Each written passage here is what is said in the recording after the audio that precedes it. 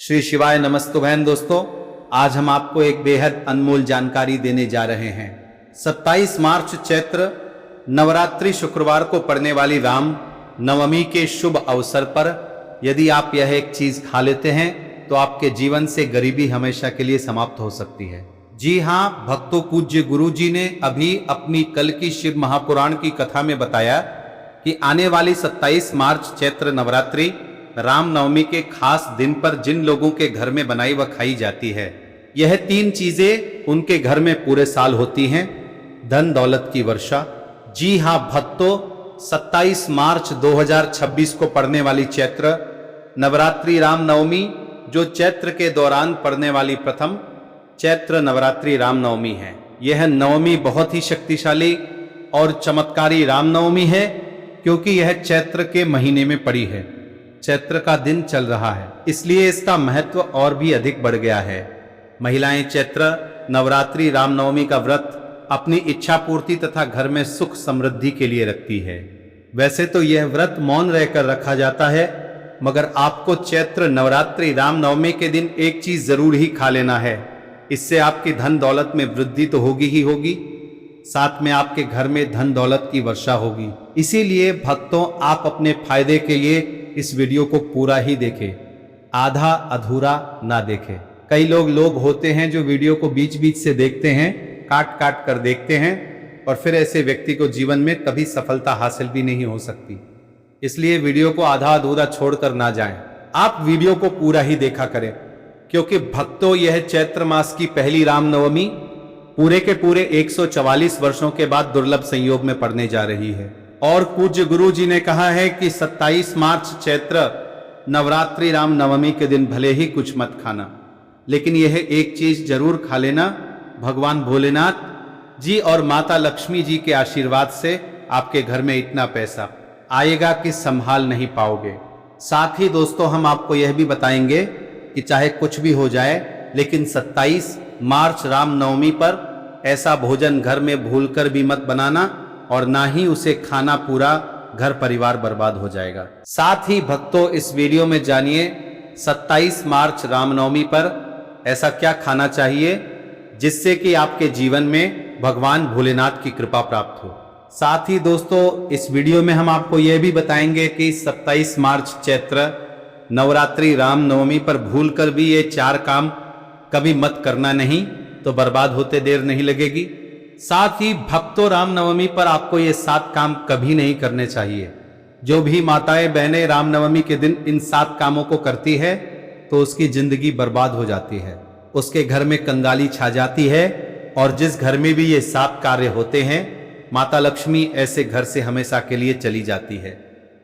भक्तों, साथ में हम आपको यह भी बताएंगे कि 27 मार्च चैत्र नवरात्रि रामनवमी के दिन अगर आप इन चीजों का दान कर देते हो तो आपके घर में कभी धन की कमी नहीं होगी, हमेशा ही रुपया पैसा आपके घर में आएगा। तो दोस्तों, हम आपको ऐसे ज्ञानवर्धक जानकारी बताने का आपसे कोई पैसा नहीं लेते, बिल्कुल फ्री में जानकारी उपलब्ध कराते हैं। इसीलिए आप वीडियो को पूरा ही देखें, आधा अधूरा ना देखें। कई लोग होते हैं जो वीडियो को काट काट कर देखते हैं, बीच बीच से देखते हैं, और फिर ऐसे व्यक्ति को जीवन में कभी सफलता हासिल भी नहीं हो सकती। इसलिए वीडियो को आधा अधूरा छोड़कर ना जाएं, आप वीडियो को पूरा ही देखा करें। चलिए भक्तों, अब हम जान लेते हैं कि 27 मार्च रामनवमी के दिन कौन सी चीज जरूर ही खा लेना चाहिए, फिर आपको करोड़पति बनने से विधाता या नहीं रोक पाएगा। भक्तों, क्योंकि भक्तों 144 वर्षों के बाद रामनवमी ऐसे शुभ समय में पड़ने जा रही है, और रामनवमी हिंदू धर्म के लोगों के लिए सबसे श्रेष्ठ मानी जाती है। और भक्तों, इस दिन किया गया कोई भी उपाय कभी भी निष्फल नहीं जाता, बेकार नहीं जाता, मतलब हमेशा लाभ ही लाभ प्रदान करवाता है। चलिए भक्तों, सबसे पहले हम आपको रामनवमी की थोड़ी सी जानकारी दे देते हैं। भक्तों, इस बार 2026 में रामनवमी को लेकर लोगों के मन में कंफ्यूजन की स्थिति बनी हुई है कि यह व्रत किस दिन रखा जाएगा, 27 मार्च कैसे किया जाएगा, शुभ मुहूर्त क्या रहेगा, इस दिन क्या खाना है और क्या नहीं खाना है।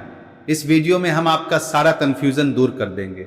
बस आपको संपूर्ण जानकारी के लिए इस वीडियो को पूरा देखना होगा। और भी बहुत सारे लोगों के प्रश्न आ रहे हैं कि रामनवमी पर हम पवित्र नदियों में स्नान नहीं कर सकते हैं, तो क्या करें? पहली बार यह व्रत कर सकते हैं या नहीं? इन सभी प्रश्नों के उत्तर आज हम इस वीडियो में जानेंगे और यह भी बताएंगे कि वह कौन सी चीज है जो हमें 27 मार्च रामनवमी के दिन जरूर ही खा लेनी चाहिए। अगर आप ये चीज खा लेते हो तो आपको धनवान बनने से विधाता भी रोक नहीं पाएंगे। साथ ही भक्तों, रामनवमी है और रामनवमी की रात तुलसी में एक चीज जरूर बांध देना चाहिए। अगर आप रामनवमी के दिन तुलसी में यह एक खास चीज बांध देते हो तो माता लक्ष्मी जी की कृपा से आपके जीवन में जो गरीबी है वह सब दूर हो जाएगी। भक्तों, इसलिए वीडियो को पूरा ही देखें, आधा अधूरा ना देखें। चलिए जान लेते हैं। भक्तों, प्रत्येक वर्ष चैत्र मास के कृष्ण पक्ष की नवमी तिथि को रामनवमी का पावन पर्व मनाया जाता है। वर्ष 2026 में यह पर्व 27 मार्च शुक्रवार को मनाया जाएगा। इस दिन श्रद्धालु पवित्र नदियों में स्नान करते हैं और दान पुण्य आदि करते हैं। इस अवसर पर पितरों के तर्पण, पिंड दान और श्राद्ध जैसे कर्म भी किए जाते हैं। रामनवमी के दिन संगम में स्नान और दान करने का विशेष महत्व होता है, जिससे भगवान विष्णु की कृपा प्राप्त होती है। इस साल रामनवमी के दौरान इस दिन का महत्व और भी बढ़ गया है, क्योंकि ऐसा शुभ दिन रामनवमी के दिन पड़ रहा है। धार्मिक परंपरा के अनुसार इस दिन पितरों के लिए दीपक जलाने का विधान है। पितरों के लिए दीपक जलाना धार्मिक रूप से अत्यंत शुभ माना गया है। यह कर्म उनकी आत्मा की शांति के लिए आवश्यक होता है और वंशजों को उनके आशीर्वाद की प्राप्ति होती है। भक्तों, चलिए सबसे पहले हम आपको बता देते हैं कि रामनवमी की सही डेट टाइम क्या है। फिर हम आपको बारी बारी से सभी जानकारी बताते हुए चलेंगे और यह भी बताएंगे कि वह कौन सी चीज है जो हमें रामनवमी के दिन जरूर ही खा लेनी चाहिए। और भक्तों, साथ में हम आपको बताएंगे कि रामनवमी दिन एक चीज भूलकर भी नहीं खानी चाहिए। अगर आप यह चीज रामनवमी के दिन भूलकर भी खा लेते हो तो आपके घर में मृत्यु भी हो सकती है, तो ऐसा गलत काम भूलकर भी मत करना। और अनर्थ होने से पहले वीडियो को आप पूरा जरूर देखकर जाना, बहुत ही खास और ज्ञानवर्धक वीडियो है। तो चलिए भक्तों, जानते हैं रामनवमी की सही डेट टाइम और शुभ मुहूर्त के बारे में। लेकिन दोस्तों, उससे पहले आपसे हाथ जोड़कर एक रिक्वेस्ट करते हैं कि अगर आप इस चैनल पर नए हैं तो चैनल को सब्सक्राइब करके वीडियो को एक लाइक जरूर करें। साथ ही आप अपनी राशि को कमेंट बॉक्स में जरूर डाल दें, क्योंकि हम राशि से जुड़ा भाग्य भी बताते हैं और भाग्य में चल रही परेशानियों को तत्काल दूर करने के लिए आसान से आसान उपाय भी बताते हैं। भक्तों, चलिए जान लेते हैं कि 2026 में रामनवमी की सही डेट टाइम क्या है। चलिए जान लेते हैं। हिंदू पंचांग के अनुसार साल 2026 की रामनवमी 27 मार्च को मनाई जाएगी। ये चैत्र महीने की रामनवमी होगी। वैदिक पंचांग के अनुसार इस साल चैत्र माह के रामनवमी तिथि की शुरुआत 26 मार्च 2026 की रात 7:26 पर होगी और इस तिथि का समापन 27 मार्च 2026 को शाम 7:22 पर होगा। ऐसे में उदया तिथि को देखते हुए रामनवमी 27 मार्च शुक्रवार को मनाई जाएगी और रामनवमी का व्रत और पूजा 27 मार्च को ही होगी। रामनवमी के दिन ब्रह्म मुहूर्त में स्नान और दान करना अत्यंत शुभ माना जाता है। इस दिन गंगा, यमुना और सरस्वती नदी के संगम में देवताओं का वास होता है। इसलिए मौनी अमावस्या पर इन पवित्र नदियों के जल से स्नान किया जाता है। इस दिन जरूरतमंदों को दान करने से व्यक्ति को शुभ फलों की प्राप्ति होती है। साथ ही भगवान विष्णु की कृपा भी होती है। दोस्तों, वीडियो में आगे की जानकारी बताने से पहले अभी तक कमेंट बॉक्स में जय माता लक्ष्मी नहीं लिखे हैं तो जय माता लक्ष्मी जरूर लिखना। जब आप हमारे कमेंट बॉक्स में जय माता लक्ष्मी लिखते हैं तो हमें काफी अच्छा लगता है और आप हमारी वीडियो को लाइक करते हैं तो हमारा मनोबल बढ़ता है, जिससे कि अच्छी अच्छी जानकारी होती है, आप सभी लोगों के लिए लेकर के आते हैं। चलिए भक्तों, अब हम आपका ज्यादा समय बर्बाद ना करते हुए जान लेते हैं कि रामनवमी के दिन 3 चीजों का दान जरूर करना चाहिए, क्योंकि रामनवमी के दिन किया जाने वाला दान चैत्र दान से भी बड़ा दान माना जाता है। चलिए भक्तों, अब हम जान लेते हैं कि रामनवमी के दिन किन चीजों का दान हमें जरूर करना चाहिए। तो भक्तों, पहली चीज है चावल का दान। धार्मिक मान्यता के अनुसार रामनवमी के दिन चावल का दान विशेष रूप से शुभ माना जाता है। चावल अन्न का रूप होता है और यह मान्यता है कि चावल का दान करने से घर में समृद्धि आती है और जो व्यक्ति दान करता है वह अपने जीवन में धन की कमी से मुक्त हो जाता है। इसके अलावा चावल का दान करने से पुण्य की प्राप्ति होती है और यह पापों का नाश करने में भी सहायक माना जाता है। धार्मिक दृष्टि से चावल का दान एक प्रकार से ईश्वर की सेवा करना है और यह व्यक्ति के जीवन में सकारात्मक बदलाव ला सकता है। चावल का दान विशेष रूप से उन लोगों को करना चाहिए जो अन्न की कमी महसूस करते हैं। भक्तों, दूसरी चीज है सफेद तिल का दान। रामनवमी के दिन सफेद तिल का दान करना भी एक महत्वपूर्ण धार्मिक कार्य माना जाता है। तिल का दान करना एक बहुत पुरानी परंपरा है और विशेष रूप से यह दिन तिल दान के लिए उपयुक्त माना जाता है। सफेद तिल का दान करने से व्यक्ति को भगवान विष्णु की कृपा प्राप्त होती है। ऐसा कहा जाता है कि भगवान विष्णु सफेद तिल से प्रसन्न होते हैं और जो लोग तिल का दान करते हैं उनके जीवन में भगवान की कृपा बनी रहती है। सफेद तिल को दान करने से शारीरिक और मानसिक रूप से भी शांति मिलती है। साथ ही यह पापों के नाश और पुण्य की प्राप्ति में सहायक होता है।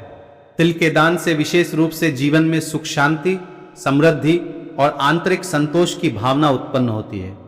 इसके अलावा तिल का दान किसी अन्य व्यक्ति को भी स्वास्थ्य लाभ और समृद्धि की दिशा में मदद करता है। भक्तों, तीसरी चीज है आंवला का दान। आंवला एक ऐसा फल है जिसे आयुर्वेद में विशेष महत्व दिया जाता है। इसे जीजी बन का अमृत माना जाता है क्योंकि आंवला स्वास्थ्य के लिए बेहद लाभकारी होता है। शनिश्चर्य रामनवमी के दिन आंवला दान करना विशेष रूप से शुभ माना जाता है। इसके बारे में धार्मिक मान्यता है कि अगर किसी को पैसों की तंगी हो या आर्थिक समस्याएं चल रही हो तो आंवला दान करने से इन समस्याओं से मुक्ति मिल सकती है। आंवला दान करने से व्यक्ति के जीवन में भगवान विष्णु की कृपा बरसती है और आर्थिक संकट दूर हो जाते हैं। इसके अलावा आंवला स्वास्थ्य के लिए भी बहुत लाभकारी होता है और इसका सेवन शरीर को ताजगी और ऊर्जा प्रदान करता है। इस दिन आंवला दान करने से पुण्य की प्राप्ति होती है और व्यक्ति को सुखी और समृद्ध जीवन जीने की दिशा में मदद मिलती है। भक्तों, चौथी चीज है सरसों के तेल का दान। रामनवमी के दिन सरसों के तेल का दान भी एक महत्वपूर्ण कार्य माना जाता है। इसे विशेष रूप से पितरों की कृपा प्राप्त करने और क्षण दोष से मुक्ति पाने के लिए किया जाता है। धार्मिक मान्यता के अनुसार सरसों के तेल का दान करने से पितरों की आत्मा को शांति मिलती है और परिवार में सुख समृद्धि का वास होता है। इसके अलावा क्षण दोष के प्रभाव से भी राहत मिलती है। यह माना जाता है कि यदि किसी व्यक्ति के जीवन में शनि का दोष है तो सरसों के तेल का दान करने से शनि की प्रतिकूल प्रभावों से मुक्ति मिलती है और जीवन में सकारात्मक बदलाव आता है। इसके साथ ही सरसों के तेल का दान करने से व्यक्ति के जीवन में सुख, शांति और समृद्धि का वास होता है। सरसों के तेल का दान विशेष रूप से उन लोगों के लिए लाभकारी होता है जिनकी कुंडली में शनि ग्रह का प्रकोप हो। इस दान से शनि के प्रभाव को शांति मिलती है और जीवन में बाधाओं का नाश होता है। भक्तों, हमने वीडियो के डिस्क्रिप्शन में अपने एक टेलीग्राम चैनल का लिंक पिन किया है जिसे आप ज्वाइन कर लीजिए, जहां पर हम आपकी कुंडली राशि और त्योहारों के मनाने की विधि और उपायों के बारे में बताते हैं और साथ में वास्तु से जुड़ी सारी जानकारी देते हैं। इसलिए देर न करते हुए दी गई लिंक पर क्लिक करके तरह से निषेध है। धार्मिक दृष्टि से मांसाहार का सेवन न केवल शारीरिक दृष्टि से आपत्तिजनक माना जाता है बल्कि यह आपके आध्यात्मिक उन्नति में भी रुकावट डालता है। मांसाहार से शरीर में तामसिक गुण बढ़ते हैं जो मानसिक शांति और संतुलन को प्रभावित करते हैं। हमारे शास्त्रों में यह कहा गया है कि मांसाहार से शरीर और मन में रजस और तामसिक गुण बढ़ते हैं जो भक्ति के मार्ग में बाधा उत्पन्न करते हैं। इसलिए इस दिन मांसाहार, अंडे, मछली, मुर्गा या किसी भी प्रकार के मांस का सेवन नहीं करना चाहिए। आपको इस दिन शुद्ध और सात्विक भोजन करना चाहिए। जैसे ताजे फल, दाल, चपाती, खिचड़ी आदि जो आपके शरीर और मन दोनों को शुद्ध रखते हैं। यह व्रत के उद्देश्य के साथ पूरी तरह से मेल खाता है और भगवान विष्णु की कृपा प्राप्त करने में मदद करता है। भक्तों, अब हम बात करते हैं दूसरी चीज की जो इस दिन वर्जित है। खट्टे पदार्थ, खट्टे भोजन जैसे आम, इमली, दही और खट्टे फल आदि का सेवन इस दिन नहीं करना चाहिए। धार्मिक दृष्टि से खट्टा भोजन तामसिक गुणों को बढ़ाता है जो मानसिक स्थिति पर नकारात्मक प्रभाव डालता है। खट्टे पदार्थों से शरीर में नकारात्मक ऊर्जा का संचय होता है जो आपके व्रत के उद्देश्य के खिलाफ होता है। जब आप खट्टे पदार्थों का सेवन करते हैं तो यह आपके मन को चंचल और अशांत बना सकता है, जिससे पूजा और भक्ति में विघ्न उत्पन्न हो सकता है। इसके अलावा खट्टा भोजन शरीर के ऊर्जा स्तर को भी असंतुलित कर सकता है, इसलिए इस दिन खट्टे पदार्थों से बचना चाहिए। यदि आपको कुछ ताजगी और स्वाद चाहिए तो आप हल्के मीठे फल जैसे केला, सेब या नारियल का सेवन कर सकते हैं। यह फल न केवल स्वादिष्ट होते हैं बल्कि आपके शरीर और मन को भी शांति प्रदान करते हैं। भक्तों, तीसरी और महत्वपूर्ण चीज जिसको इस दिन से दूर रखना चाहिए वह है नशे से संबंधित पदार्थ। रामनवमी के दिन शराब, तंबाकू, गुटखा, मादक द्रव्यों आदि का सेवन करने से बचना चाहिए। नशे के पदार्थ मानसिक और शारीरिक स्वास्थ्य के लिए हानिकारक होते हैं और व्रत के पवित्र उद्देश्य को भी बिगाड़ सकते हैं। धार्मिक दृष्टि से नशे के पदार्थों से शरीर और मन में अशुद्ध आती है जो आपके व्रत और भक्ति की शक्ति को नष्ट कर सकती है। हमारे शास्त्रों में स्पष्ट रूप से कहा गया है कि नशे का सेवन करने से भक्ति की शुद्धता और निष्कलंक होता प्रभावित होती है। नशे के कारण मानसिक स्थिति विकृत हो सकती है, जिससे आपकी पूजा और व्रत का प्रभाव कम हो जाता है। इसलिए इस दिन किसी भी प्रकार के नशे से बचना चाहिए ताकि आपकी भक्ति शुद्ध और निष्कलंक रहे। नशे से बचकर आप अपने मन और शरीर को शुद्ध कर सकते हैं और भगवान विष्णु की कृपा प्राप्त कर सकते हैं। अब हम बात करते हैं चौथी चीज जो है शक्कर और मिठाई के सेवन की। इस दिन अत्यधिक मीठा और शक्कर युक्त पदार्थों का सेवन नहीं करना चाहिए। शक्कर का अत्यधिक से सेवन शरीर में रजस और तामसिक गुणों को बढ़ाता है जो व्रत के उद्देश्य के खिलाफ होता है। या मिठाई खाते हैं तो यह आपकी मानसिक स्थिति को प्रभावित कर सकता है और वृत्ति को संतुलित रखने में कठिनाई पैदा कर सकता है। हालांकि इस दिन हल्के मीठे फल जैसे केला, सेब और नारियल आदि का सेवन किया जा सकता है जो शरीर के लिए लाभकारी होते हैं और मानसिक शांति बनाए रखते हैं। लेकिन अत्यधिक शक्कर और मिठाई का सेवन करने से बचना चाहिए क्योंकि यह व्रत के उद्देश्य से मेल नहीं खाता। मीठे पदार्थों के बजाय ताजे फल और हल्का सात्विक भोजन खाकर आप अपनी भक्ति को शुद्ध और स्थिर रख सकते हैं। भक्तों, पांचवा और अंतिम महत्वपूर्ण चीज है प्याज और लहसुन का सेवन। रामनवमी के दिन प्याज और लहसुन का सेवन नहीं करना चाहिए। शास्त्रों में इन्हें तामसिक गुणों से भरपूर माना गया है जो आपके मानसिक संतुलन को प्रभावित कर सकते हैं। प्याज और लहसुन का सेवन करने से व्यक्ति के आहार में असंतुलन आता है और भक्ति में विघ्न उत्पन्न हो सकता है। प्याज और लहसुन के सेवन से मन अशांत हो सकता है और व्यक्ति की मानसिक स्थिति विकृत हो सकती है। इसीलिए इस दिन इन दोनों का सेवन ना करना ही उचित होता है। दोस्तों, आगे की जानकारी बताने से पहले आपसे एक रिक्वेस्ट करते हैं कि अगर आप इस चैनल पर नए हैं तो चैनल को सब्सक्राइब करके वीडियो को एक लाइक जरूर करें। साथ ही आप अपनी राशि को कमेंट बॉक्स में जरूर डाल दें क्योंकि हम राशि से जुड़ा भाग्य भी बताते हैं और भाग्य में चल रही परेशानियों को तत्काल दूर करने के लिए आसान से आसान उपाय भी बताते हैं। इसलिए आप अपनी राशि कमेंट बॉक्स में जरूर डाल दें। चलिए भक्तों अब हम जान लेते हैं कि 27 मार्च रामनवमी के दिन भगवान विष्णु को प्रसन्न करने के लिए तुलसी के पौधे में कौन सी चीज जरूर बांध देना चाहिए। व्यक्ति का भाग्य चमक जाता है। रामनवमी के दिन तुलसी के पौधे की पूजा का विशेष महत्व है।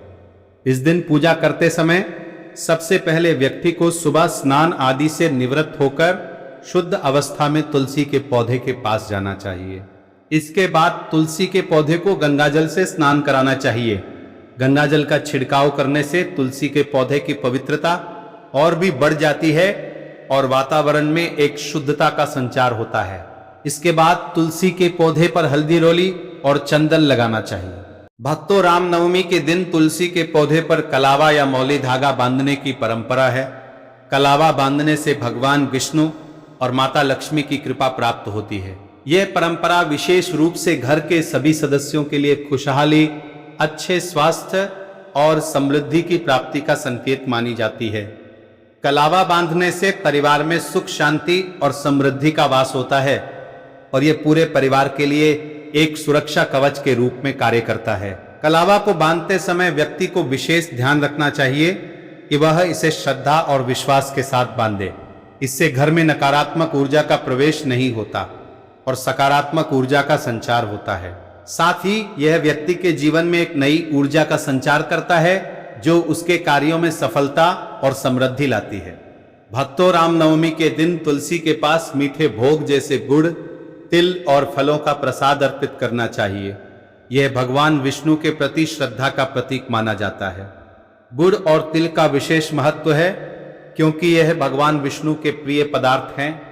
गुड़ का सेवन शरीर के लिए फायदेमंद होता है और तिल के साथ इसे अर्पित करने से विशेष पुण्य की प्राप्ति होती है।